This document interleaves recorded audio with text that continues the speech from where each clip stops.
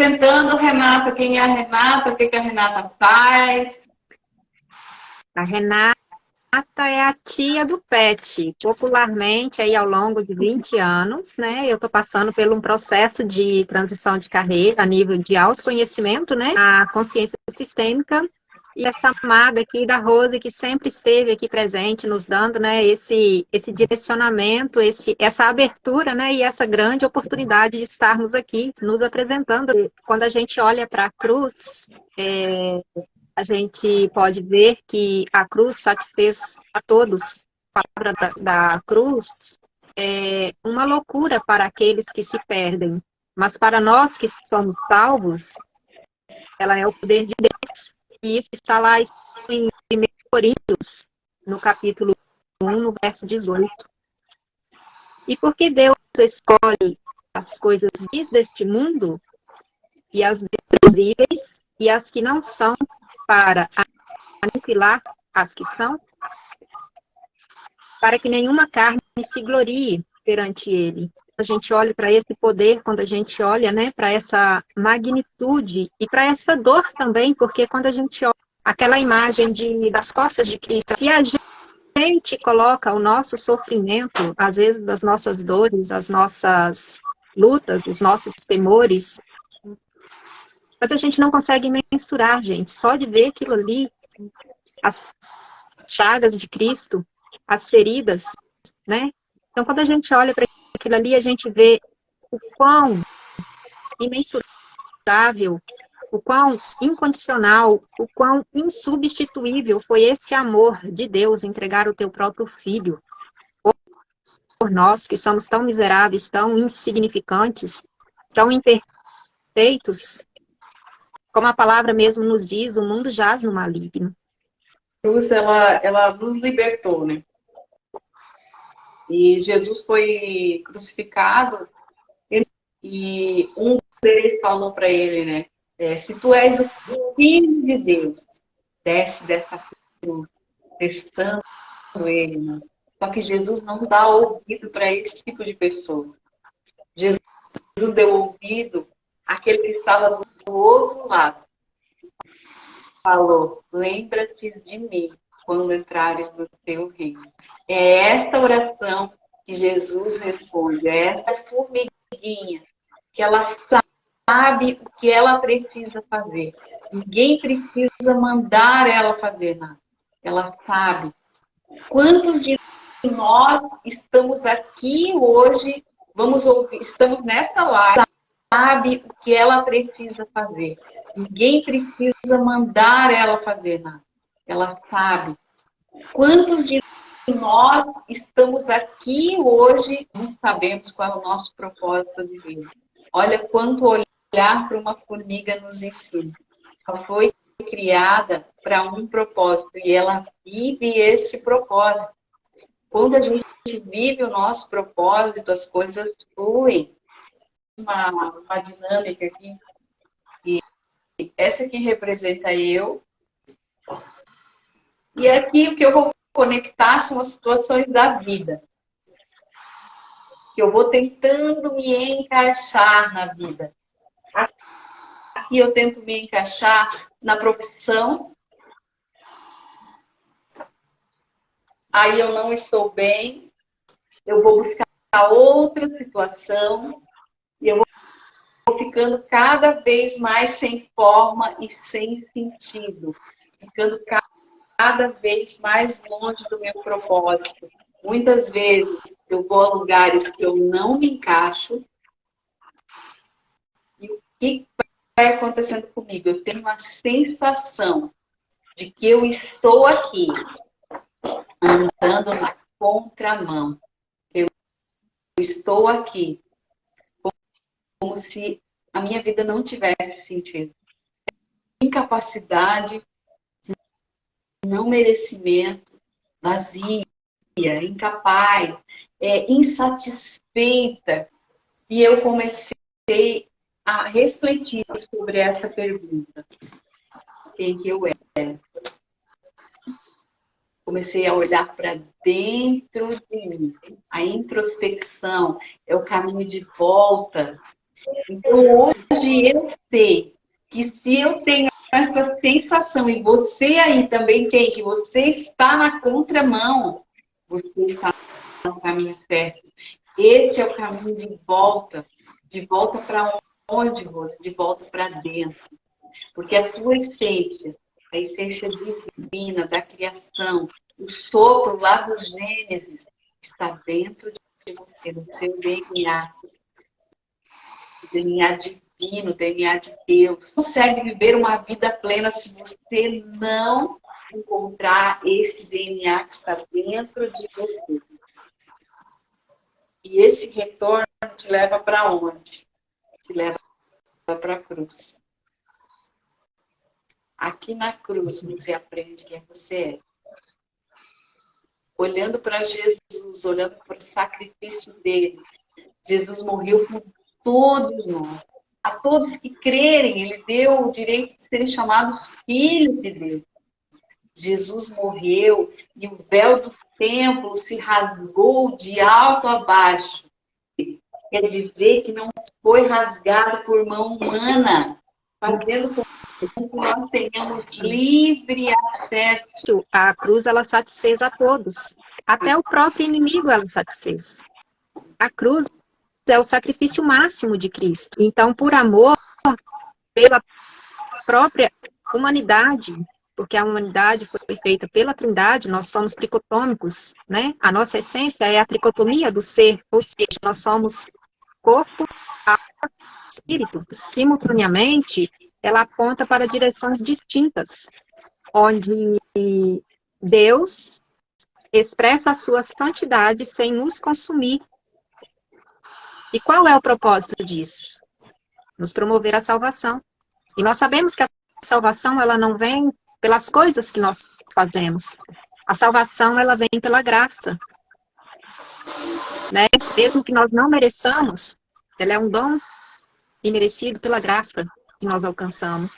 E olhando para essa questão de ter satisfeito a todos, o primeiro tópico, né, do sacrifício da cruz foi satisfazer ao próprio inimigo. E por quê? Por que ela satisfez ao próprio inimigo? Pensar dessa forma é nós olharmos para 3 implicações relevantes que eu quero destacar aqui. A primeira delas é que o sacrifício de Jesus na cruz dá a ele o poder de que ele verdadeiramente possui sobre o homem. Mesmo que ele permanece ao redor, ou seja, nós sabemos que o inimigo, ele não pode nos tocar, e principalmente quando a gente tem a nossa identidade de filhos ativada. Nós sabemos também, assim como diz a Bíblia, que ele está aqui ao nosso derredor. Ele está à espreita, ele está esperando uma brecha. E essa brecha é o pecado. O pecado, ele vem revestido de beleza, ele vem revestido de prazeres. Verdade. Então, aquilo que você alimenta ganha força. E nós conseguimos aumentar a força como? Buscando a palavra, aumentando a nossa fé, estando presentes, ouvindo da palavra, nos alimentando da palavra. E, diante disso, nós vamos nos fortalecendo e criando a nossa própria armadura de força, porque aí nós nos tornamos revestidos da força do Pai, para não permitir que o inimigo, mesmo estando ao redor, não venha nos afligir, para que nós não caiamos em tentação. A frase mais clichê que a gente ouve, né? A tentação foi forte, a carne é fraca. Pensar na cruz, satisfazendo aí ao próprio inimigo, como não como uma transação divina, uma moeda de troca, né? Tipo assim, eu tentei Jesus e eu venci porque ele foi para a cruz. Não, a tentação de Cristo ali, ela não satisfez o inimigo dessa forma, porque a cruz foi um desejo do coração do Pai que Jesus teria que passar por isso. E o terceiro ponto, pensar que ele tinha o poder de levar Jesus à própria cruz, ele está descrito lá em Hebreus, no capítulo 2, verso 14, e diz o seguinte: sobre nós, pecadores, ele até pode tentar ter poder de morte. Essa morte vem através do pecado, porque nós sabemos que o pecado é morta. Sobre Jesus ele não teve poder nenhum, porque Jesus é o único, sem mácula e sem pecado. E o sangue de Jesus vestido na cruz, ele foi derramado um sangue inocente, um sangue sem mácula. Segundo o sacrifício da cruz, foi satisfazer a lei.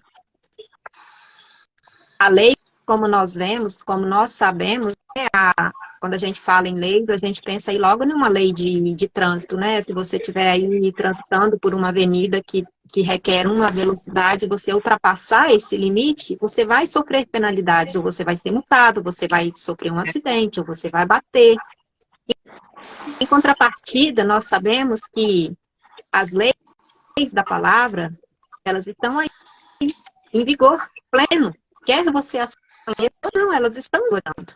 As leis de trânsito, você sabe que está ali, escrita no manual, e você, a partir do momento que você tira sua carta, você tem que estar seguindo, para não sofrer essas penalidades. Em contrapartida, as leis da palavra, as leis de Deus, as leis do amor, elas estão vigorando, quer você as conheça ou não. O pecado é a própria transgressão da lei. Uma lei quebrada ou descumprida está sujeita às penalidades e punições. Em Hebreus, torna-nos dizer o seguinte: sem derramamento do sangue não há remissão.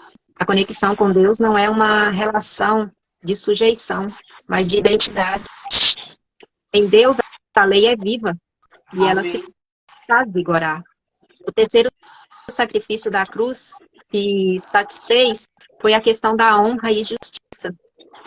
A própria palavra de Deus nos diz o seguinte: filhos, honrem pais, honrem aos seus pais, honrem a Deus, e os teus dias serão multiplicados aqui na terra. Então, esse princípio da honra, se alguém imagina que Deus pode simplesmente nos perdoar do mesmo modo que devemos perdoar o nosso irmão, é porque ainda não considerou a seriedade do pecado. O pecado desonra a Deus. Na cruz, a honra de Deus, que lhe fora roubada pelo pecado, foi através de Jesus. E Jesus veio para nos redimir desse pecado. Mas tá, diante disso tudo, a gente sabe que o pecado está aí. Como que nós vamos vencer o pecado, sabendo que ele faz parte? Verdade. Vocês sabem me responder hoje? Eis a Bíblia questão. fala que a Bíblia fala que a gente deve perdoar quantas vezes? 70 vezes 7. Aí, de repente, você pensa assim, né? Eu vou lhe cometer só um pecadinho, ele é um pecadinho só, não faz falta, não. Mas aí você vai acumulando os pecadinhos. Aí, ó. Pecado consciente, né? Pois é, né?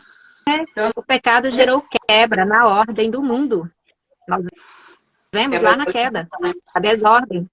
A desordem. Sim, quando Jesus curava as pessoas, ele falava, vá, né? A gente lê lá nos evangelhos, vá e não peque mais. O que ele estava querendo dizer com isso? O pecado nos afasta de Deus. Então ele queria dizer com vá e não peque mais. Vai não se afasta de mim. Eu sou pecadora. O que me torna diferente, então? É me voltar para Ele. É mostrar a minha vulnerabilidade para Ele.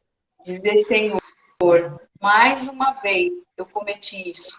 E com essa vulnerabilidade, com você consciente de que você precisa melhorar, de que você precisa da ajuda de Jesus, do Espírito Santo, Ele vai começar a te limpar. Quando você menos esperar, você não vai mais estar fazendo isso. É bem assim, né, Renata? Exatamente. A gente vai ganhando força e vai se revestindo da força do Todo-Poderoso. É uma armadura, né? Revestivos da força, porque a gente sabe que pela nossa própria força, é uma força incondicional que a gente tem que fazer. Na força do braço? Na força do braço a gente não vai. É uma força incondicional, ela é muito superior. Agora, na dependência do Senhor, a gente sabe que os nossos passos estão trilhados por Ele. É aquilo que você sempre fala, onde eu pôr os pés, eu sei que Ele paga a conta. Onde eu pôr os pés, eu sei que o chão está ali. Sim, o chão vai estar ali. Pedro. Pedro, né? Pedro. Pois é. Ele duvidou. Ele temeu no primeiro instante. Homem de pouca fé, o sacrifício que satisfez foi com Deus satisfazendo a ele próprio. E nós podemos ver que ele disse o seguinte: eu mostrarei a santidade do meu santo nome, que foi profanado entre as nações. Amém. E como isso ocorre? Isso nos ocorre de 3 formas. A primeira seria pela linguagem da provocação. E o que quer dizer isso? Que se exprime a reação inevitável da natureza perfeita de Deus perante o mal. A segunda seria através da linguagem do ardor. É quando vemos, né, as tragédias, quando nós vemos aí o que tem acontecido, né, perante o mundo. Então, essa linguagem, ela vem como ardor. É quando vemos a ira de Deus, a fúria da natureza, se acender quando vê o seu povo quebrando a aliança. Sim. Aliança quebrada aguça a fúria de Deus. A terceira seria através da linguagem da autossatisfação. Em Lamentações 4:11, nós vemos o seguinte, que a ira de Deus só cessa quando a lei é cumprida. É um derramar que vem do termo hebraico, que é o kalá, que significa satisfazer, realizar e completar a sua ira contra Judá. O meu povo perece por falta de conhecimento. Amém. E através do santo amor de Deus, que nós vemos que esse amor incondicional, ao entregar o seu único filho, Jesus, na cruz, por todos nós, e nós somos, né, como eu falei lá no início, tão miseráveis, tão insignificantes, né, tão dependentes, tão carentes de nossa própria natureza. Às vezes a gente fala, eu posso. Sim, eu posso. Eu posso tudo naquele que me fortalece, porque sem ele você não pode nada.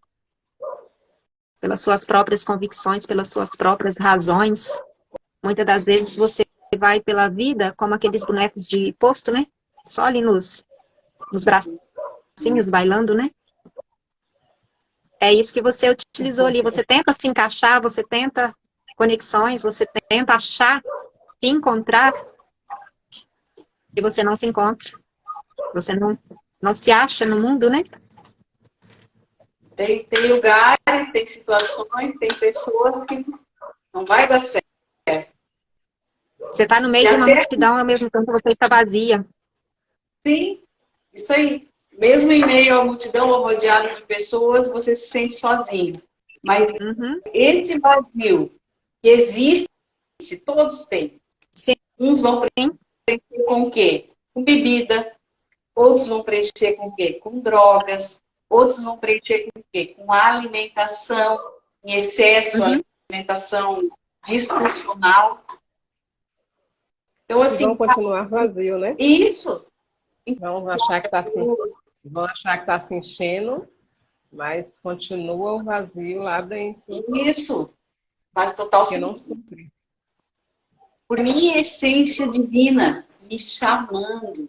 E quando eu vou entender isso? Enquanto eu não entender isso, enquanto eu não parar, eu não internalizar, eu não olhar para a cruz, eu não olhar para Jesus com um olhar, gente, a minha vida só vai mudar quando eu bater na mesa e dizer basta, chega, eu não quero mais viver isso que eu estou vivendo